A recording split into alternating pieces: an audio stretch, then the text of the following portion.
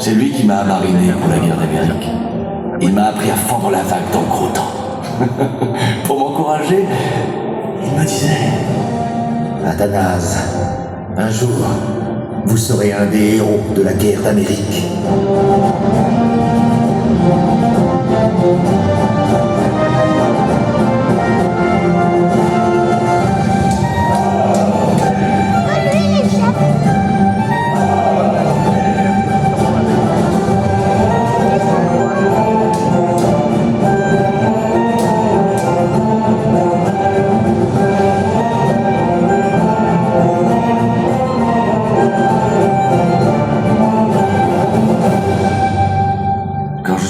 Dans le grand corps, j'ai vu défiler les hommes au sang salé.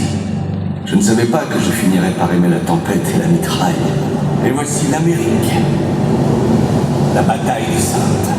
Puis le combat contre les barbaresques, les ports grecs, Constantinople, la sublime porte.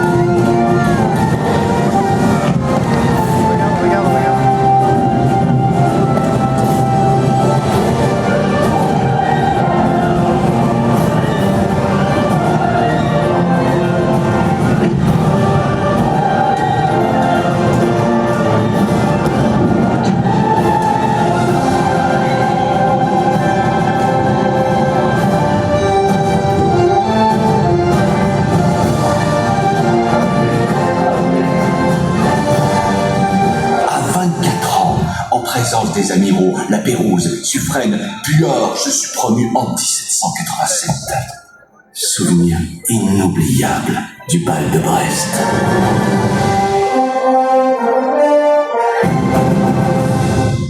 François Athanase Charette, vous êtes nommé aujourd'hui lieutenant de vaisseau. Votre galon vous est remis par le général Washington.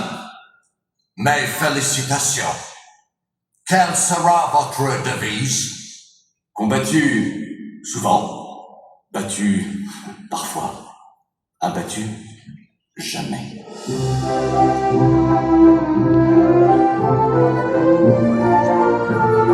Des drôles de chapeaux, les gars.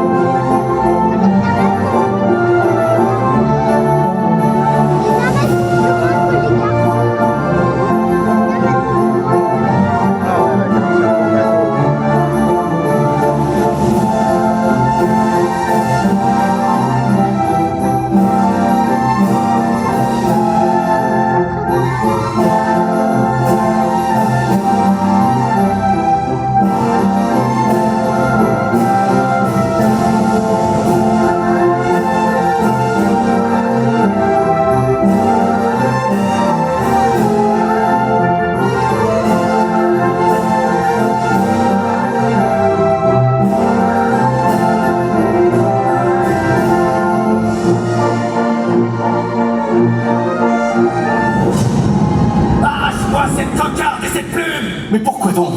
Pour la liberté! Mais j'en arrive de la liberté! En Amérique, c'est pour la liberté de tout un peuple que s'est battue la marine royale!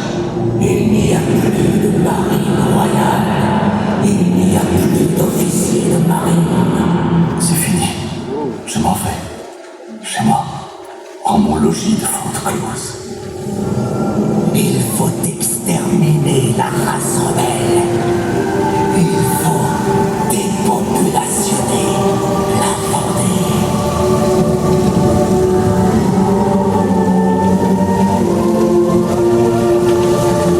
Ouais, donc déjà.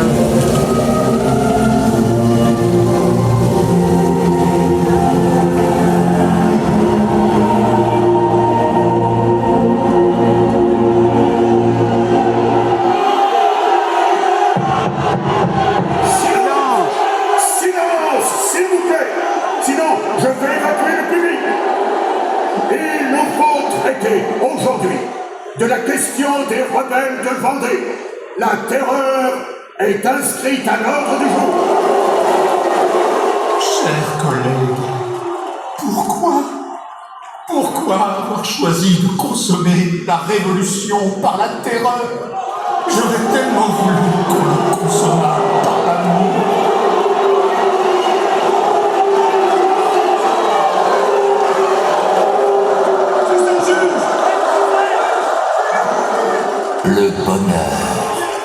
Le bonheur est une idée neuve en Europe. C'est par principe d'humanité qu'il faut purger la terre de la liberté de ces monstres. Ne voudrais-tu pas mieux envoyer en Vendée des prédicateurs patriotiques, éduqués plutôt qu'exterminés? Un peu de discipline, s'il vous plaît, mes chers collègues. La parole est à Maximilien Robespierre. Comment se peut-il qu'il y ait encore, sur ces bancs, des représentants du peuple qui refusent de comprendre que ce qui est en jeu, c'est tout simplement le recommencement absolu de l'humanité? On conduit le peuple par la raison, les ennemis du peuple par la terreur. Il faut en finir avec la Vendée. Car nous sommes, mes chers collègues, devant un terrible dilemme. Ou bien la Vendée est déclarée coupable et la Révolution est innocente. Ou bien la Vendée est déclarée innocente. Mais alors, demain pèsera sur la Révolution tout entière pour la suite des temps. Et sur chacun d'entre nous, un terrible soupçon. La parole est au rapporteur du décret de la Convention sur la Vendée. Monsieur Darret, vous avez la parole. Citoyens, la Convention vous propose une exhortation simple. Détruisez la Vendée. C'est là qu'il faut frapper. Il faut changer jusqu'à son infâme dénomination. Il faut dépeupler la Vendée. Mes chers collègues, il faut tout brûler.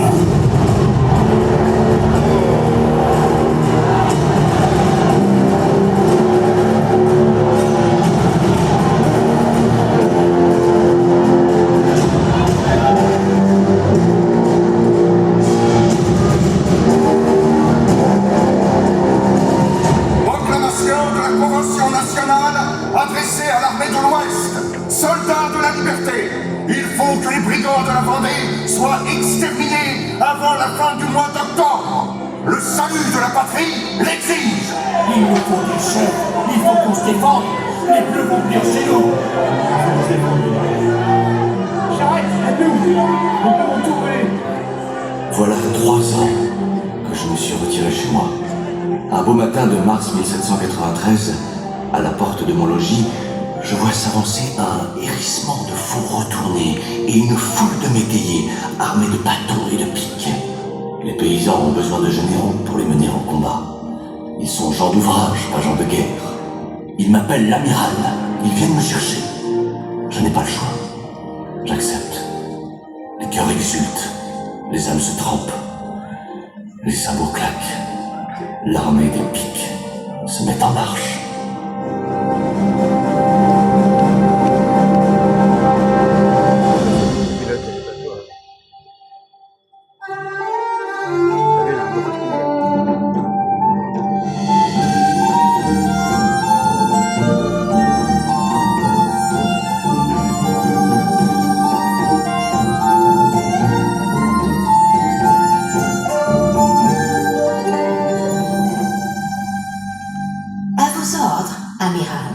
Qui êtes-vous, madame?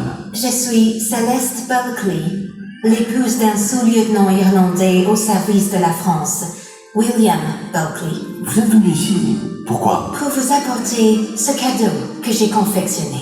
Tenez, c'est un panache. Ah, Merci, madame.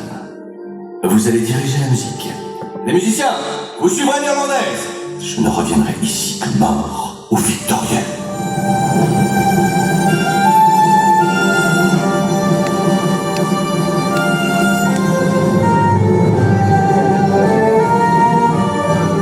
Les nouvelles autorités ont touché la maison en son cœur. Là où repose en paix sous la poutre maîtresse, cette petite demeure invisible qui noue la coutume, la parole et les visages oubliés. Les croyances ancestrales aujourd'hui bousculées, culbutées, souillées. Alors a jailli du sillon la sommation vitale d'un petit peuple. Moi je sais que ce n'est pas la faim, la pauvreté, l'espoir qui ont jeté sur le bord des chemins creux tous ces humbles chefs de famille. C'est une insondable détresse. Le ciel s'est déchiré. Ils sont partis avec le fusil de chasse. C'est l'embuscade.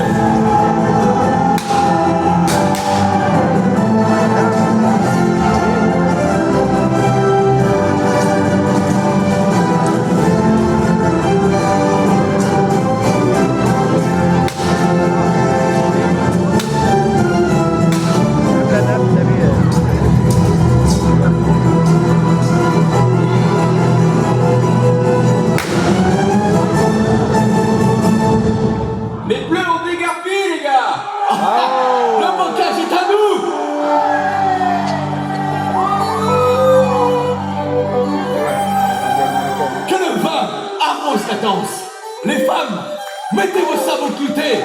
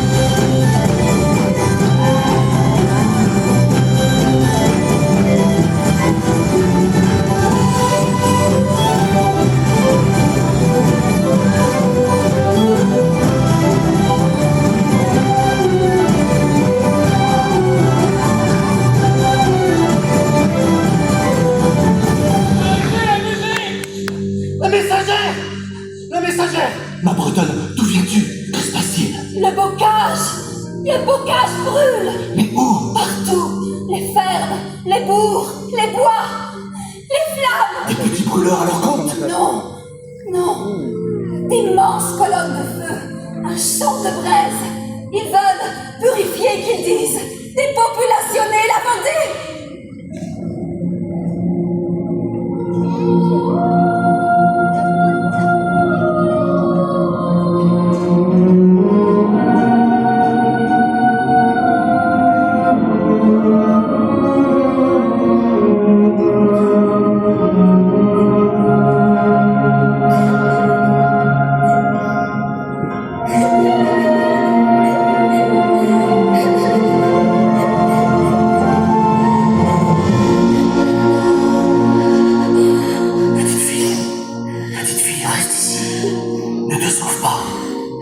N'aie pas peur, je ne te ferai pas de mal. Je suis le chevalier Charette. Quoi? C'est vous? Vous êtes le général, le vrai général. Oui, ma petite fille. Et toi? Comment t'appelles-tu? Marie-Ange. Pauvre petite Marie-Ange. Tu es seule? Les autres sont partis. Non, ils sont tous ici, sous les murailles. Papa, maman, mon petit frère, tous morts.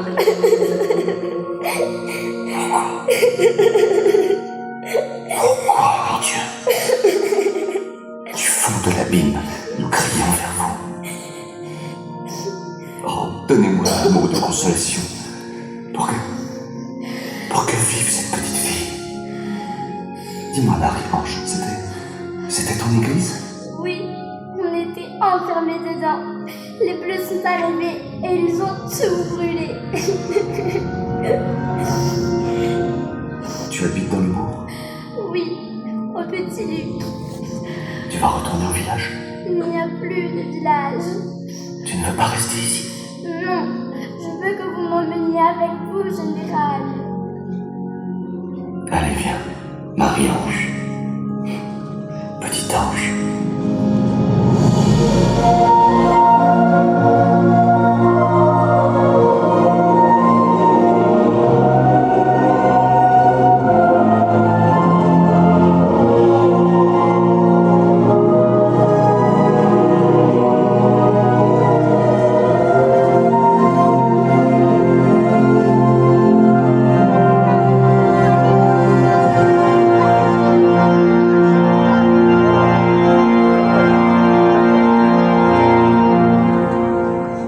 Mes amis, c'est notre dernière veillée.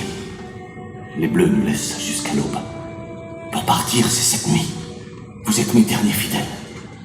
Le moment est venu pour chacun d'entre nous de fixer son propre sort. Rester ou partir. C'est fini. J'en peux plus. Je m'en vais. Oui, je comprends, mon petit Yassat. On a tellement souffert. Tout le pays nous a abandonnés. Plus personne ne veut se battre. Général, je retourne chez moi. Je vous laisse ma poudre.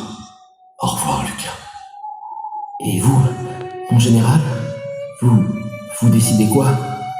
Moi, je n'abandonnerai ni mon pays, ni mes soldats. Je reste. Pour vous, partir, c'est vivre. Pour moi, partir, c'est mourir. À ce pourquoi j'ai vécu. Pour que notre cause survive, il ne faut pas que la petite lumière s'éteigne. Si on meurt, la cause mourra avec nous. C'est l'inverse. Si nous vivons, la cause périra. Si nous périssons, la cause vivra. Les Bleus le savent très bien. Pas question de leur tenir la chandelle. La petite lumière, elle est ici. Par ailleurs. Je reste. Nous, les femmes, on restera tant que flottera le dernier panache. Non, l'Irlandaise. Toi, il faut que tu partes. Il est temps que vous, les Amazones, vous rejoigniez vos familles. Vous savez très bien que de famille, je n'en ai plus. Oui, je sais. Mais je ne peux pas vous garder ici. Ils vont nous saigner comme des sangliers.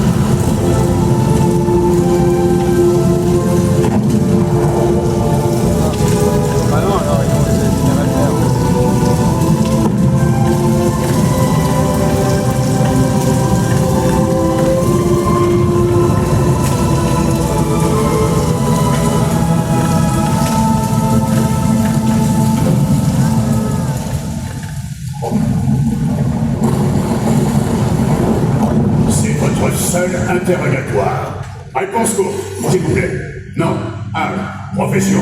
François Athanase Charette, 33 ans, officier de marine. Que sont devenus vos lieutenants? Se sont rendus. Où sont-ils maintenant? Vous devriez le savoir mieux que moi. Relation avec les puissances étrangères? Aucune. Et vos complices? Aucun. Les officiers anglais? Monsieur, vous semblez oublier que combattre les Anglais, c'était mon métier. Où sont les preuves? La guerre d'indépendance, ça ne vous suffit pas comme preuve? Je suis lieutenant de vaisseau. Dans ma vie, j'ai porté deux causes. L'Amérique et la Vendée. La liberté du peuple. Et pourquoi cette plume blanche qui vous désignait si imprudemment à vos adversaires? Une vieille tradition de la royale. Un officier de marine n'abdique jamais l'honneur d'être une cible. Une cible? Oui, le premier visé. Assez de fantastique. L'interrogatoire est terminé. Le tribunal donne aux condamnés le droit, avant jugement, d'exprimer un désir personnel. Alors, Me raser. la fosse commune, c'est pas un bal. Non, mais un officier de tradition part soigner. Oui, mais un brigand doit avoir l'air d'un brigand.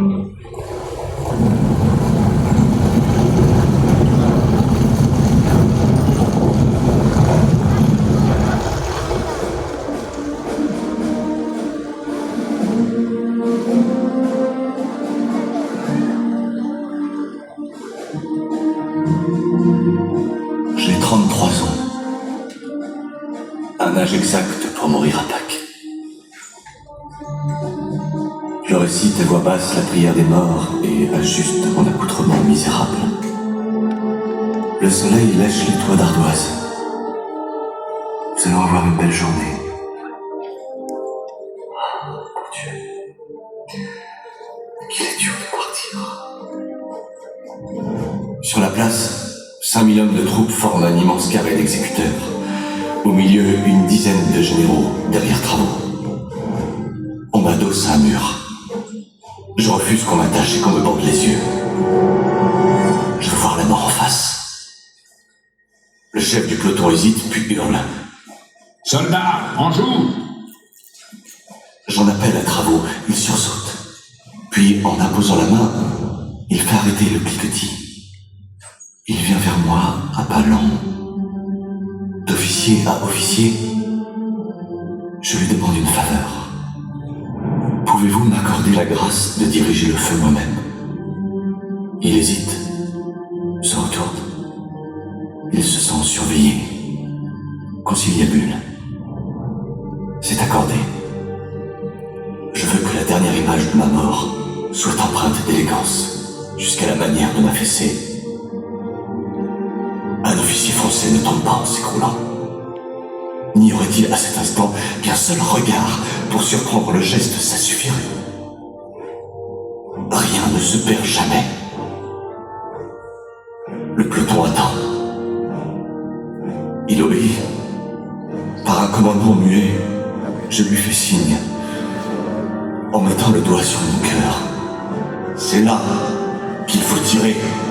C'est là qu'on frappe un brave.